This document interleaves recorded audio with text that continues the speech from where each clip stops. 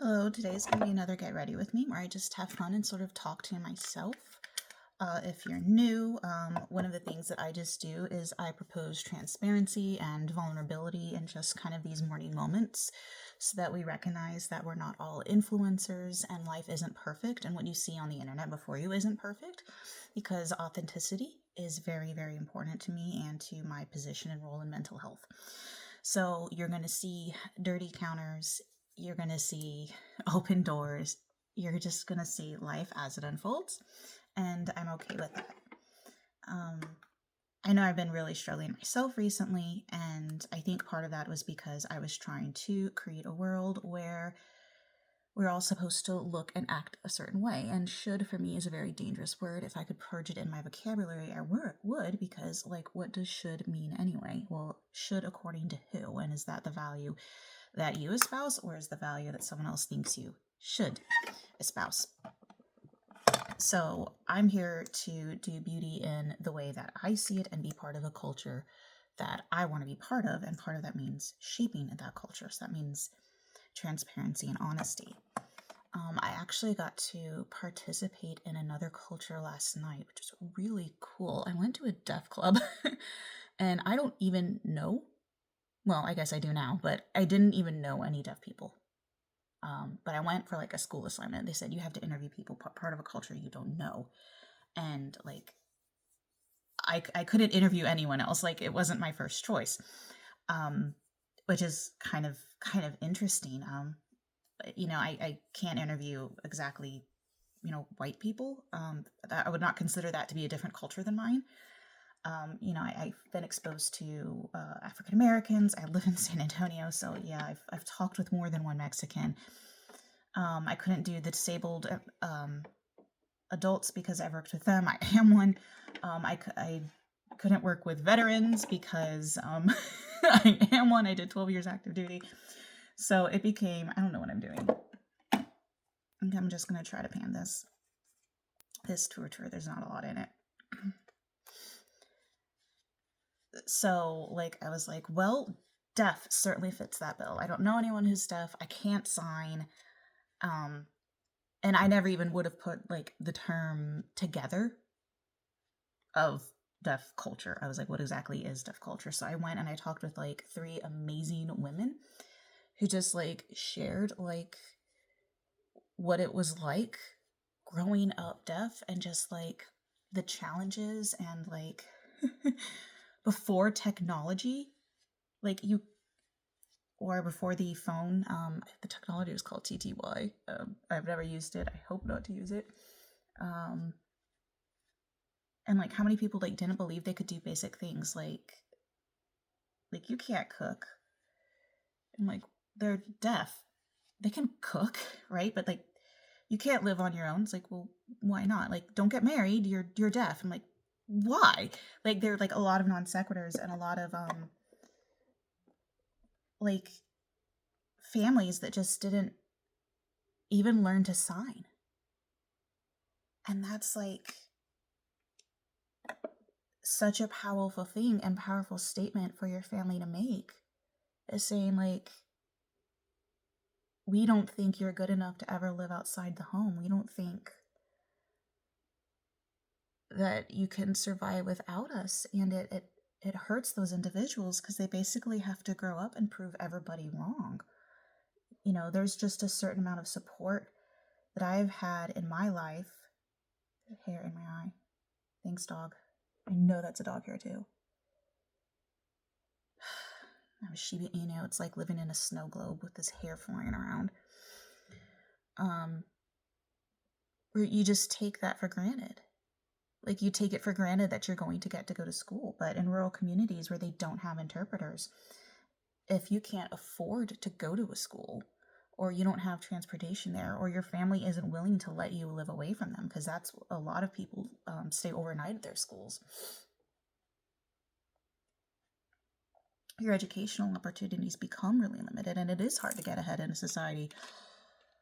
Why is that leaking? I have kids. That's just the way it's going to be. There's going to be something leaking everywhere.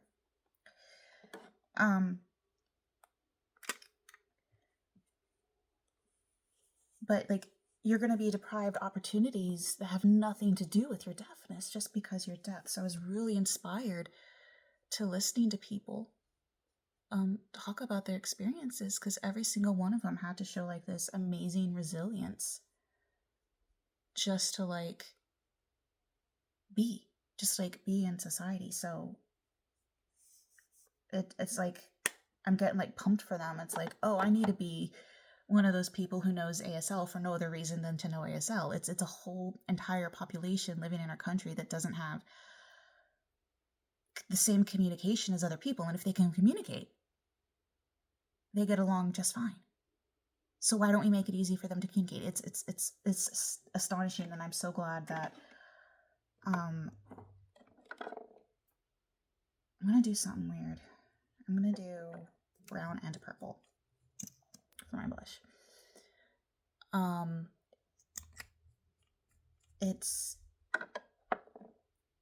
It's quite frankly inspiring, because like I think about like my disability, and it's invisible. So that's got its own set of problems, but I didn't grow up with people telling me of like, oh, you can't go to college. I didn't grow up with people saying like, oh, well, you for someone like you're doing okay. I've never had that. And I just everyone deserves like basic human decency, and to find out that there's people in your society who aren't getting human decency. And of course, one of the women I interviewed was Black, so she also experienced racial discrimination growing up. She was attending school during segregation, which is astonishing because, again, I'm a little bit younger than her. Well, I was a lot younger than her, but I don't really consider myself, I'm not old or young, right? I'm middle-aged. So, like, realizing that there's people, you just sit down and talk to people who went to segregated schools, right? This is not ancient history. So she had to experience that too. It's like, holy crap, why can't we treat each other better? And so many of our, political rhetoric today, I did that really low because I put the blush up, is inspired by hate, and inspired of, well, people can't do this. They're going to be on welfare forever. Or people can't do this. They're just burdens on society. And it's like, no, they're burdens because you never learned to learn their language. Like these people, their own family members didn't learn their language. And it's like, whose fault is that? Is that their fault? Or is that on their family members? And I feel like if you have someone in your family and you don't communicate with them, that's on you. I'm trying to decide how I feel about this Singe Beauty. I always play with the blues, but I kind of want to play with the blues because I love them so much. And I am wearing a cool tone today.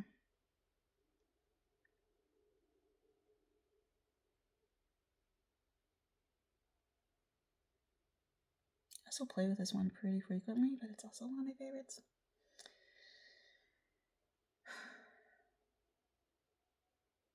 I can't help it. I love the green undertones in Infinity. Like, it's a deep navy blue, but it's not like... Isn't that perfect?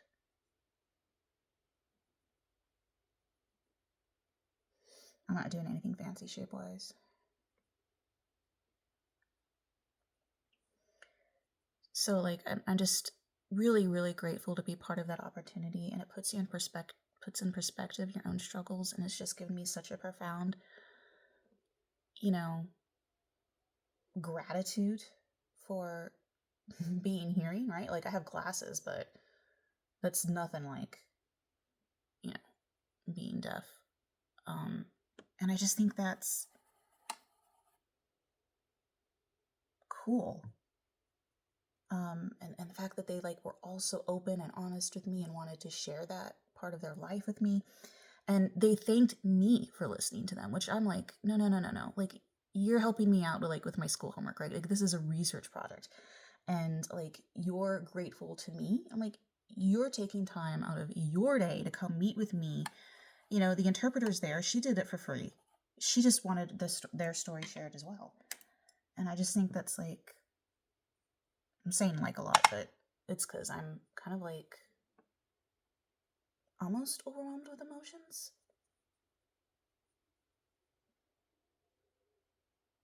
Because I just, you know, I don't make connection well, and then just finding out that someone is out there just so eager to speak, and all you have to do is be willing to listen. I feel like I learned, you know, a lot more like about myself. Like, I need to be more open and engaged and willing to listen, because there's definitely people out there who are willing to share their story.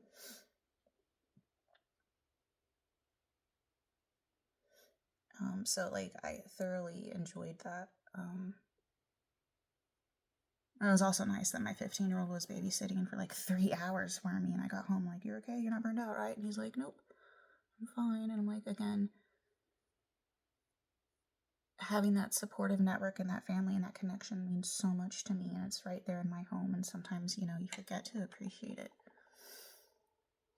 I'm just glad I'm through 5 classes, because that week was hell week. Actually, those 3 weeks were 3 weeks of hell. And now I'm so relaxed and able to focus again on like getting my family and trying to reintegrate my own kids into school. When I go back into this color, it doesn't matter. It's funny when I'm talking, I'm not really paying attention to what I'm doing. I'm like, what am I doing? I'm generally confused. This is more of a topper shade, but oh, nope, it's pigmented enough. It is pigmented enough.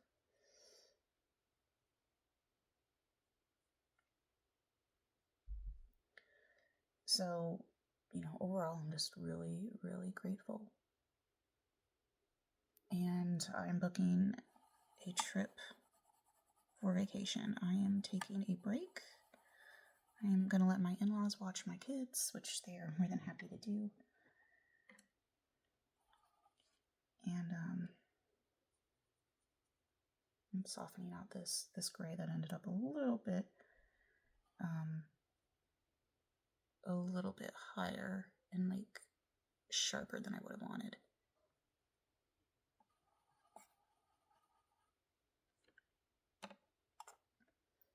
So I guess like my question for you is like, what is your takeaway?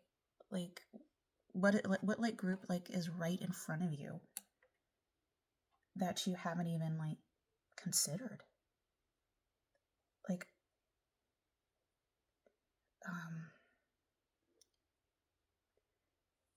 I was looking up a refugee group because that's another group I could have interviewed. And I found out that there's 3 refugee assistance facilities in San Antonio. I'm like,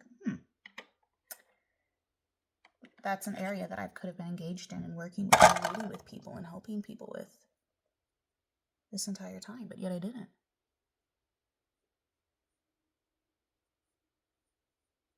And there's so much good to be done in this world.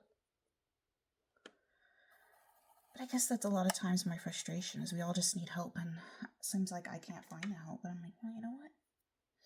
None of us can. That's what makes us beautiful. That's what makes us all in this together. I'm just gonna fuck it and ruin this makeup and put gold in the middle. Because I want something a little more poppy. It's beautiful, but I want it to be contrasty. I'm really playing with the shimmers today. Because it's easy to feel beautiful when you think your outside is beautiful, and it's easy to make your outside feel beautiful when you feel beautiful on the inside. And then, like I said, I'm just ruining this makeup look. I'm gonna put yellow in here. We are just gonna fuck it up. That's kind of cool. I mean, I'm liking that.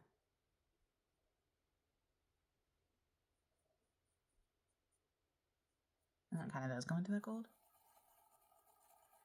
Almost turns to look green because I have more than just blue and green. I wonder if I should just leave it alone now.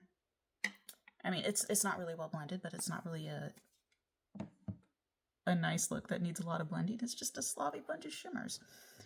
And it is absolutely good enough. In keeping with, you know, good enough is both good and enough. I try to tell myself that at least once a day. And I could go dark blue, but I think I'm going to go light blue today with a eyeliner. Because I want to keep the blue and mint forefront. Actually, I've been meaning to buy a mint eyeliner, and I just can't find the perfect shade.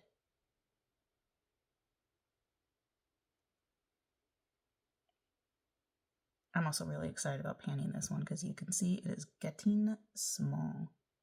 Also, it was like super on sale. I bought it for like $4. And Sigma does pretty nice quality. So if you see anything Sigma for $4, get it.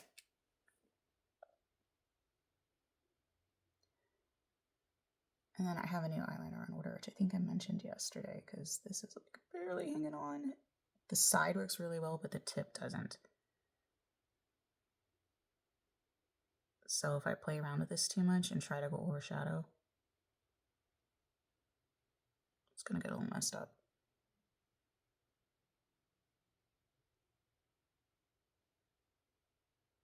I don't know how people like do makeup and then not do eyeliner. Like they just put on falsies. I'm like, I know it's like almost the same. But you know, maybe it's because my eyes are slightly downturned. So I feel like that wing like lifts them up a little. Maybe that's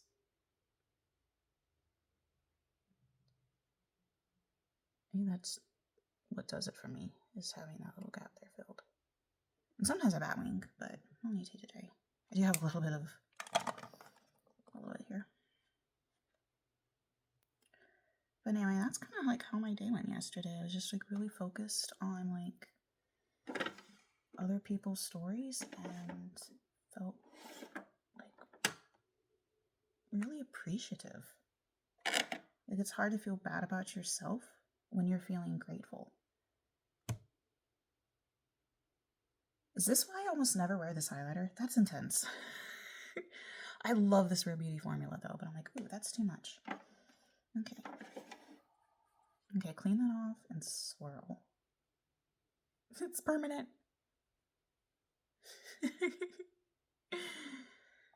Super glowy. I can see every pore I have, but that's okay. I just take my sponge, I blot out the excess, and you know what? It's fine. It's fine. I don't even remember what I was saying.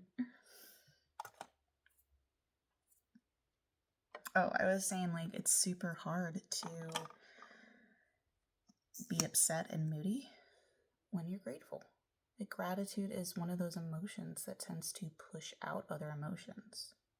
Anger's the same way, but like don't deliberately cultivate and hold on to anger. Which I feel like is kind of obvious, but then like you meet people who do.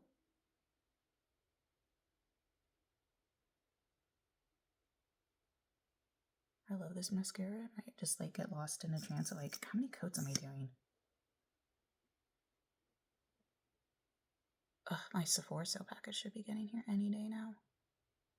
I wish I'd remember to buy a foundation, but I have plenty. That's the thing, is you can think, oh, like I have a month of foundation and it's actually 3 months worth. Or like, oh, I should pan this week, and you don't pan your powder until like 2 months later. Yeah, there's always more, there's always time. Nothing's nearly as urgent. You're not going to miss out on the item during that big sale. You can wait.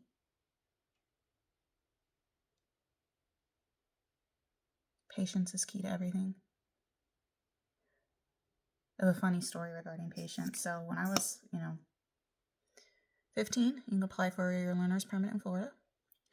And it was a Sunday afternoon. And my dad's like, hey, you ready to learn how to drive? And it was on our way back from church. And the sermon was on the fruits of the Spirit, particularly patience. So I was like, this is a trap. And I was like, yes, I would like to drive, but it can wait. And I'm like, nailed it. And then I remember my dad getting me in trouble for like, that's not how you should feel. You should be wanting your independence. Your mom and dad aren't going to drive you around forever. that's just irresponsible to think someone's always going to take care of you. Keep in mind, I'm 16 or 15 at this point. I'm like, I don't know, 15-year-olds are responsible enough for most things.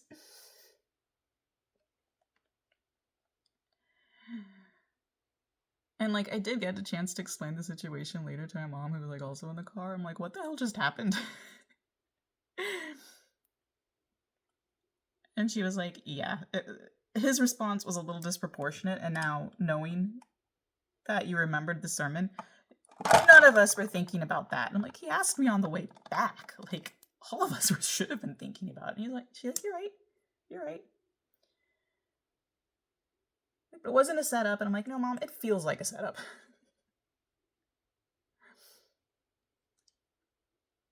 And of course we laugh about it now, but like, what was the punishment really going to be? Like, at that time, what did my father really have control over? No, you will learn to drive. You don't want to? I'm going to make you. Win-win. So nothing like really negative was able to become out of that. Like, worst case scenario, I got what I wanted and didn't learn to drive right away. Turns out, though, my dad was a horrible driving instructor. Who would have thunk? Like, super into cars, drove hundreds of miles, when he was younger. Could not understand that someone didn't intuitively understand how a car worked. I'm like, no, you've been driving for 30 years. The person who's been behind the wheel of a car, who's never even had driver's ed, doesn't know where the brake and gas pedals are. They don't know which one's miles per hour and kilometers per hour. They don't know which side the fuel tank is on. Like, all these things. Like, they don't know their braking and stopping distance of a car. I mean, I've been driving for a while, and I've been driving for most of my life. I got my license when I was 16. And it's like, even I, when I'm in a new vehicle, have to kind of learn where the edges of the car is, learn its turning radius, what's its braking distance, like all those things. Let's be kind. Let's not make things more stressful than they are. But let's be kind could kind of like be our lesson for the day. It's astonishing how many people hold on to kindness when kindness is free. And that's something that I'm like trying to work on every day, because my default response a lot of times is not kindness. So like, if I want to be the person that I want to be, it does take like a second to like put on, just not even put on an air, just like pause. Just ask yourself, what would I do in this situation? Like, what would the person that I want to be do in this situation? How can I live my values? But I don't even think people know what their values are. But then again, I'm really like a life and leadership coach, so of course I know what my values are. And I put it on a PowerPoint slide. That's probably not the normal way to do it. But it gets the point across. Helps me earn a living. And it helps other people. Like, teaching leadership is just such a great thing, right? Because it just trickles down. You can help one person, or you can help a whole team or a whole organization. Like, I love being part of that.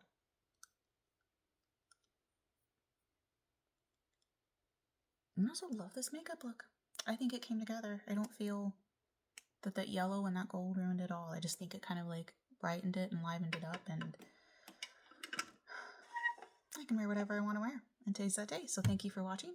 I'll see you again hopefully tomorrow.